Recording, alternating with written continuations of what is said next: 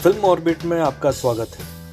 आपका अपना सिनेमा का यूनिवर्स फिल्म ऑर्बिट एक धमाकेदार बदलाव की तैयारी में है। हम बहुत जल्द एक नए अवतार में वापस आने वाले हैं। तब तक आप हमारे वीडियोस को इस ट्रांजिशन फेज में देखकर हमारा साथ दें। और हाँ, चैनल को सब्सक्राइब करना और बेल आइकन दबाना बिल्कुल न भूलें, ताकि हर अपडेट आप तक सबसे पहले पहुंचे। वीडियो को आखिर तक जरूर देखिए, क्योंकि आपको मिल सकता है मौका अगली बड़ी ब्लॉकबस्टर की फ्री टिकट्स जीतने का, जो जल्द ही आपके नजदीकी थिएटर में आने वाली है। क्या आपको पता है कि हर संडे को सिनेमा के भगवान अपने भगवानों को दर्शन देते हैं, यानी कि अपने फैंस को। यह हर हफ्ते का रिचुअल अब एक आइकॉनिक परंपरा बन चुका है। दुनिया भर से लोग सिर्फ एक झलक पाने के लिए उनके घर के बाहर जुटते हैं, उस महानायक अमिताभ बच्चन की। लेकिन क्या आप जानते हैं इस इमोशनल परंपरा के पीछे की कहानी? चलिए इसमें थोड़ा अंदर चलते हैं। आगे बढ़ने से पहले चलिए देखते हैं अमिताभ बच्चन की जिंदगी के वो 5 यादगार दिन, ऐसे माइलस्टोन जो सिर्फ एक इंसान की नहीं बल्कि एक मिथ, एक फिनोमेनन और इंडियन सिनेमा की धड़कन की कहानी कहते हैं। ये वो तारीखें हैं जिन्हें वक्त भी भूल नहीं सकता। 11 अक्टूबर 1942 अमिताभ बच्चन का जन्म।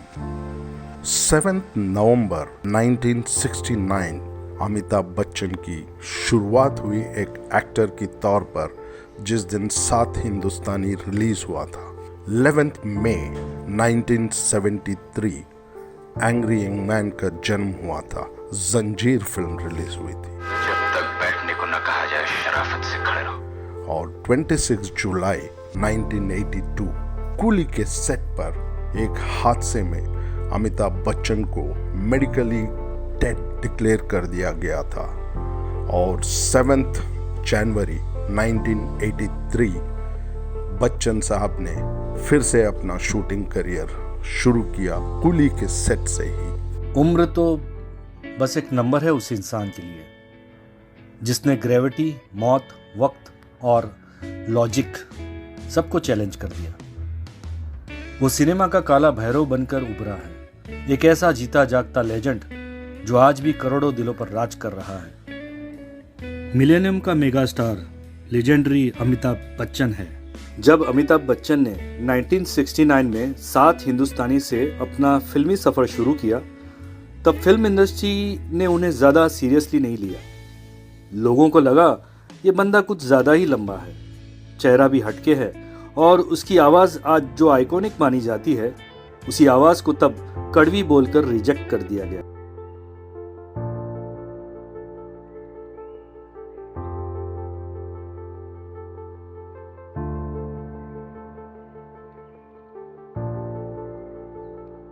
कई बार रिजेक्शन झेले, सालों तक स्ट्रगल किया, लेकिन हार नहीं मानी।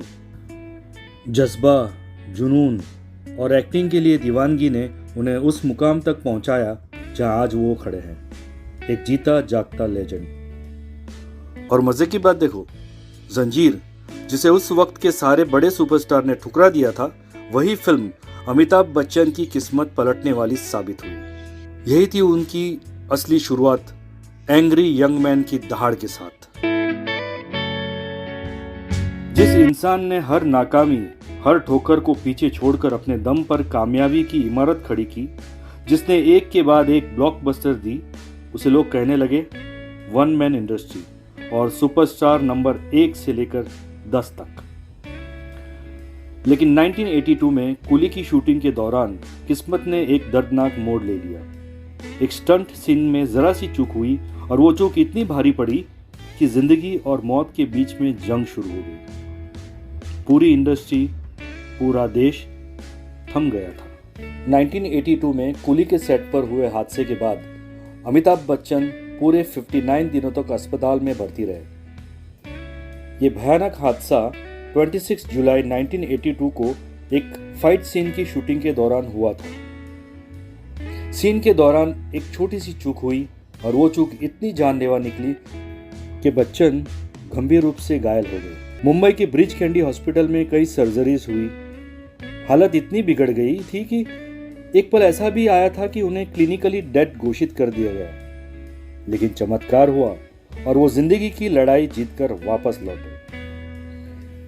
अगले 59 दिन पूरे देश के लिए जैसे ठहर से गए थे। मंदिरों में घंटियां बजी, मस्जिदों में दुआएं मांगी गई, चर्चों में प्रार्थनाएं हुई और गुरुद्वारों में अरदासें। हर अखबार की हेडलाइन, हर न्यूज़ बुलेटिन सिर्फ और सिर्फ बच्चन की तबीयत पर ही टिकी थी।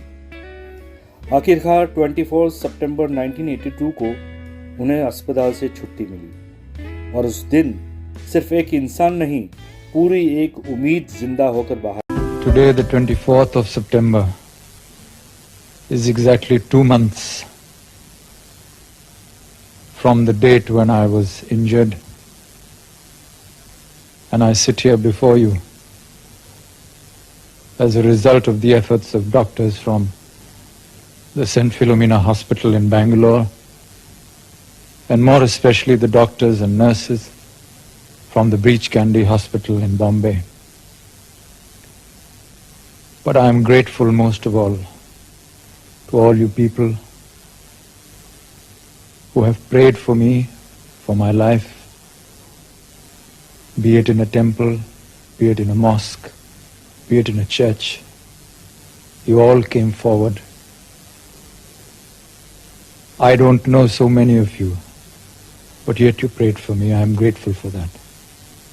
The least that I can do now is to try and live up to your expectations. I'll try very hard. ये दौर सिर्फ एक सुपरस्टार की लड़ाई का नहीं था, ये भारतीय सिनेमा के इतिहास का सबसे इमोशनल चैप्टर था, जिसने पूरे देश को एक साथ जोड़ दिया, दुआओं में, प्यार में और उस एक नाम में, अमिताभ बच्चन। जिस फाइटर ने कभी रिजेक्शन को हराया था और सिल्वर स्क्रीन पर हीरो बनकर लौटा था, वही इंसान अब मौत को भी मात देकर लौट आया था। अमिताभ बच्चन मौत के मुंह से वापस आए, एक जीता जागता सबूत बनकर कि दुआओं में कितनी ताकत होती है और 100 करोड़ से भी ज्यादा लोगों के भरोसे में क्या जादू छुपा होता है। लेकिन इन सब से बढ़कर भी उनकी हिम्मत और इरादों की चट्टान, जिसने नामुमकिन को भी मुमकिन बना दिया और एक लगभग तय हार को शानदार वापसी में बदल दिया। जब Amitabh Bachchan bridge candy hospital से घर लौटे तो जैसे पूरा हिंदुस्तान चैन की सांस ले पाया, लेकिन बच्चन साहब ने अपने लोगों को नहीं भूला। जिन लाखों लोगों ने उनके लिए दुआएं की, व्रत रखे, आस लगाकर हर पल उनका हाल पूछा, उनके लिए बच्चन ने एक अनोखी परंपरा शुरू की, हर रविवार शाम अपने घर के बाहर फैंस से मिलने की। यही से शुरू हुआ वो लेजेंडरी पल जिसे आज हम कहते हैं बच्चन का दर्शन, जहां जनता का भगवान अपने भगवानों यानी अपने फैंस का शुक्रिया अदा करता है और फैंस भी उन्हें उसी श्रद्धा से देखते हैं जैसे कोई मसीहा। यह सिलसिला शुरू हुआ प्रतीक्षा से, उनके पुराने घर से, और आज भी जारी है जलसा के बाहर, हर रविवार उसी मोहब्बत और उसी जुनून के साथ। आज भी लोग घंटों पहले जमा हो जाते हैं ठीक वैसे ही जैसे एक दौर में सिनेमा घरों के बाहर लंबी लाइनें लगती थी, जब बच्चन की फिल्म का टिकट लेने के लिए ऑनलाइन बुकिंग नहीं, सब्र और दीवानगी चाहिए होती थी। और फिर ठीक शाम 5:30 बजे होता है वो लम्हा जिसका उनके फैंस पूरे हफ्ते बेसब्री से इंतजार करते हैं। एक झलक, एक सलाम, एक मुस्कान और बस हफ्ता बन जाता है। उन 2 मिनटों के लिए जैसे पूरी दुनिया सब कुछ भूल जाती है। मोबाइल्स की फ्लैश लाइट्स जल उठती हैं, लोग लाइव हो जाते हैं और जज्बात आसमान छूते हैं। वो कुछ सेकंड्स फैंस के दिल में हमेशा के लिए बस जाते हैं, एक याद जिसे वो ताउम्र सजो के रखते हैं। तो अगली बार जब आप मुंबई आएं, बच्चन दर्शन मिस मत करना। एक जिंदा लेजेंड की झलक पाना किसी वरदान से कम नहीं। सुपरस्टार्स आए और गए, लेकिन अमिताभ बच्चन जैसा बेइंतहा प्यार और अटूट भक्ति किसी को नसीब नहीं हुई, क्योंकि वो सिर्फ एक स्टार नहीं, एक एहसास है, एक युग है, एक जीवित दास्तान है।